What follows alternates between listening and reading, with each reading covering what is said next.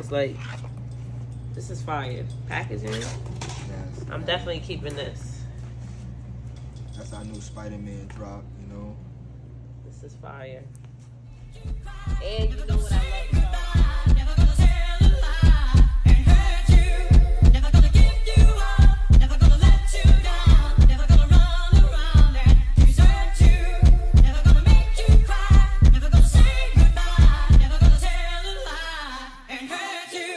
Just for the mission, I went so hard. Dealing with people that think they God. No, I'ma get it against all odds. Hey guys, this is Tiny. I'm here with True2Jew Productions. You know, he always got me outside interviewing the block to get to know the community a little bit better, talk about mental health, and, you know, bring a little bit of light to all the entrepreneurs, all the people that are business owners that are doing their own thing. So I'm here with Nate.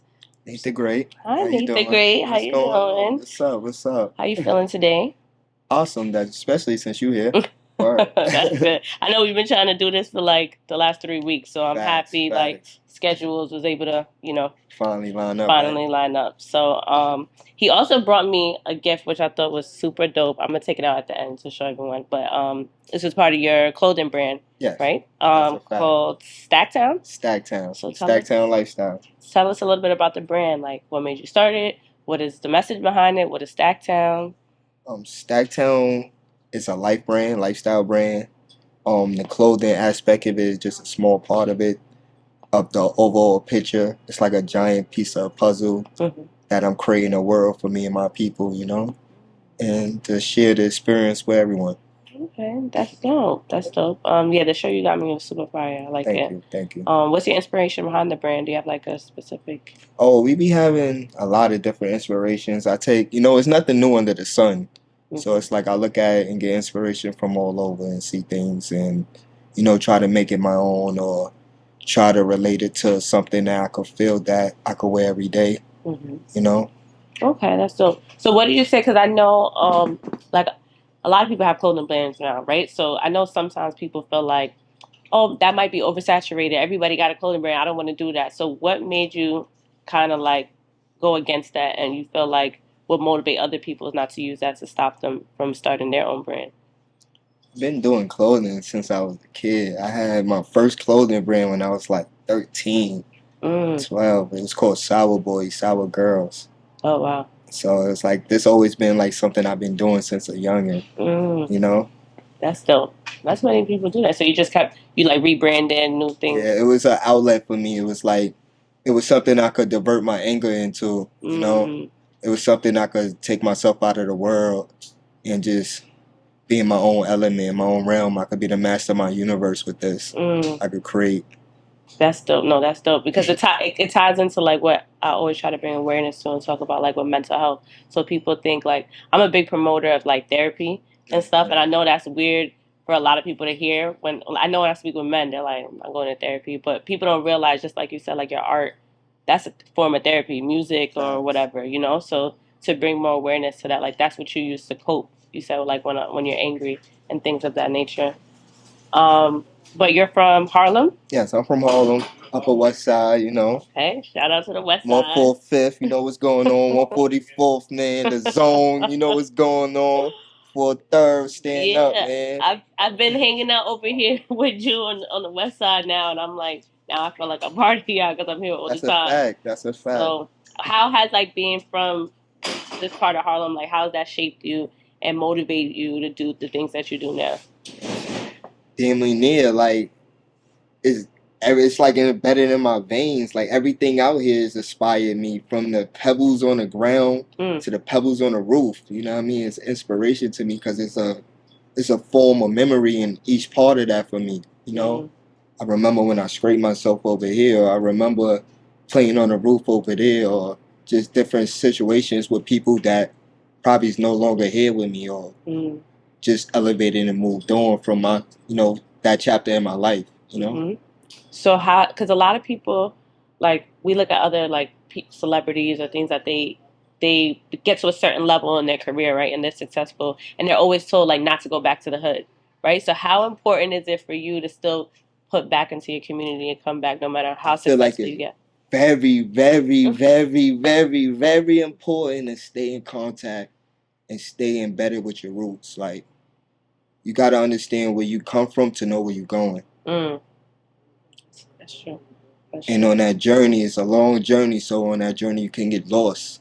And coming back home is to show you a form and way where you came from, not to get lost. And to remember your legacy, what is your purpose. So let me ask you, but when we think about situations like Nipsey or like Young Dolph, you know, where or even Chink Drugs, like, you know, they were back in their neighborhoods when essentially they got murdered, right? Putting back in and doing all that. Like, how do we avoid that? Or, you know, what are some things that like your thoughts around that? Some things is unavoidable. It's about having common sense and sometimes reading energy. But most things, when your time is your time, it's like, but if you use your common sense to know, like, I'm not going to put myself in a situation when it's heated, to stay away, just stay away. That'll make you a punk. That'll make you less of a man. It's just you protecting a brand. Yeah, that's deep. That's true. As far as like we spoke about Harlem, and I hear you speak a lot about like, you know, what you do when you're angry and things of that nature. So just spinning back around to like mental health. So as a man, how do you feel? How important is mental health to you? What are things that like you do to keep yourself sane? Mental health is very important for me. Because you got to learn balance. You got to learn yourself. Before you learn to or want to help everyone else, you got to look within and master your own universe to help anyone else. And I'm not going to say it's going to be easy or it comes quick, or you do it once you complete the mastery of your universe, because that takes a lifetime. Yeah. What I am going to say is, on that journey, you're going to know the times when to spread yourself thin and time to just focus on yourself. Yeah. So deal with it that way, if that makes sense. Yeah. How often do people like you're a black man, right? So how often do you feel like people check in to see on the well being? Like even for you personally, like is it weird when someone's checking like your emotions? Like, are you good? Because I feel like in our culture with men, it's like that's weird sometimes, or it can be. Nah, I don't think that even apply nowadays. I think we live in an era that it's okay to be yourself. I think we live in an era it's okay to check up on one another. So, nah, the people that makes it weird, I'm not in that circle, so I can't really relate to what that goes on. People, as you see, look, before the interview started, one of my brothers came to check up on me. So it's like that's a common thing for us as black men now in 2024. That's a good point. I feel like we need to stop gatekeeping, share information with one another. Where do you think that came from though? Because why is that like our culture where it's kind of like somebody get the source and it's like, I'm trying to hold on to this. I'm not trying to help my people. I feel like that probably came from like, it was like, it's embedded in our DNA some way, somehow, through all the trauma we experience in our history, ancestors and shit. Yeah. And that mindset of putting one of us against each other. Yeah. You know? Yeah, that's like a culture that I feel like needs to be broken. So like it's we being can get broke ahead. Right now though. That's true. That's true. The internet is able to we're using it in a positive way. We also using it in a negative way, but we breaking all that now. What are your views on like social media and like how it's a lot of people will argue like social media has like ruined our culture, ruined our generation. What are your thoughts on that? I feel like people need to just be a little bit more responsible and understand that what you do and what you reflect now, 10 years, you might not feel that way. So be mindful on what you put out now. So the future, when you look back, you could be happy on what you're looking back on. That was it. You seem to have like a very positive mindset and outlook on everything. Like I just want to note that because a lot of stuff is like people will negate it, but I feel like everything you're looking at it through a positive lens, which is dope. Yeah, because you gotta. One of the third steps of mastering your universe, you gotta break yourself down from how you once used to think, and rebuild yourself. So I wasn't always like this. I was a monster. You heard? And to an extent, I'm still a monster. You heard? So, but I know my purpose in life now. And what's that? What's your purpose? To live life to the fullest and enjoy it. Share your life, because I feel like your share energy my life, is share my energy. Yeah. Give my knowledge and my wisdom to people, and do what makes me happy. Yeah. At the same time, build your legacy, because I feel like that's what the legacy. Also. Always build the legacy. That's dope. What's secure the bag. You said that you're way different. You were not always like this. So, seeing how far you came, what you've accomplished, what are some things that you could tell? I'm assuming you're older than 20. So, what's something you could go back and tell your 20-year-old self if you could? Don't change nothing you did. No regrets? Save more. Don't spend as much. That's it. Do everything the same way, man. Because I wouldn't be who I am now if I ain't lived and experienced my ups and downs, my rights and my wrongs. You know what I mean? From prison to homelessness to going to the top of the world and being around a whole bunch of celebrities and sharing my knowledge and getting knowledge to get to certain levels and stuff. So I got to go through that. Everyone got to go through it.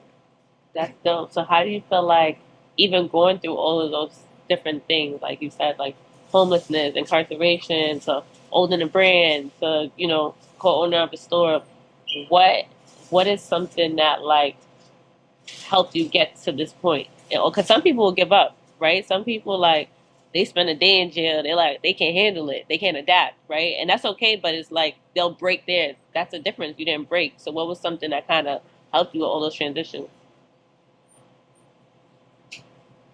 I was inspired to learn about myself. I knew what I could do to destroy, but I didn't know what I could do to build. So I wanted to learn how to build. That was deep, Nate. That's how Nate's talking to deep. Okay, what's your birthday? August 27th. What is that, Leo? Virgo. Okay. I don't know too much about Virgo. Yeah, shout out to the Virgo. Shout out to the big Virgos. Beyonce's a Virgo. So that's a lot. Okay, well, it was dope. Chopping it up with you. But I also want to bring awareness to your brand. I'm gonna show the shirt that he got me that I think is super dope. Stacktown. But I also want you to share where can people access your brand. If I want to access us on Stacktown Lifestyle or Stacktown Apparel on Instagram. Okay. And your music, where can I find your music if I want to find it? You can find our music on Stacktown Lifestyle on YouTube. Okay. Stacktown Music on YouTube. Stacktown TV on YouTube. We on Apple Music. Nate the Great. Stacktown Lifestyle. Okay. Apple Music. It was nice meeting you on your Instagram tag. I'll tag everything at the end. We'll have you tag everything. What's your Instagram tag though for the people? Hashtag Stacktown Lifestyle. But my tag is Instagram Stacktown Lifestyle. Everything Stacktown Lifestyle. Everything Stacktown Lifestyle. That's dope. Okay, well I had fun. It was nice meeting you. I love everything you have about your brand.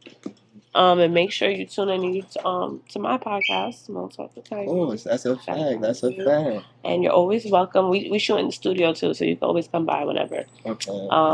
And shout out to Harlem. I've been in Harlem. Big shout out to Harlem. I'm a Bronx girl, but what part of the Bronx you got? I'm from Uptown, but I live in the South Bronx. All right. I'm from Uptown, Gun Hill Road area. Shout out to Gun Hill. Shout out to Gun Hill. All right. But I have fun. This was cool getting to know you and the brand, and their shop is dope, super dope. Y'all gotta come check this out. Shout out to Aqua the Glock. Hello world, hello nation. Y'all know what's going on, man. This Yemen cheese situation, without the cheese, it wouldn't be no Nate the Great. You know what's going on. And that's a wrap. Make sure y'all like, comment, subscribe. T2P Productions and Small Talk with Tiny on Instagram, YouTube, Apple, Spotify, everywhere with this podcast. Bye. Deuces.